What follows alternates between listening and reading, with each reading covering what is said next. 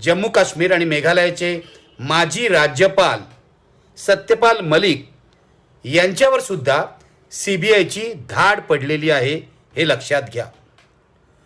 मित्रहो, अशा प्रकारे एखाद्या माजी राज्यपालावर धाड पडण्याचा प्रसंग भारतीय राजकारणाच्या इतिहासात क्वचितच उद्भवला असेल. सत्यपाल मलिक हे एकेकाळी मोदींचे आवडते होते, म्हणूनच त्यांची नेमणूक झाली जम्मू काश्मीरमध्ये आणि मेघालयामध्ये. आता त्यांच्यावर जो आरोप ठेवलेला आहे ते प्रकरणही नवं नाही, ते जुनंच प्रकरण आहे. किरू हायड्रो पॉवर करप्शन केस असं या प्रकरणाचं नाव आहे.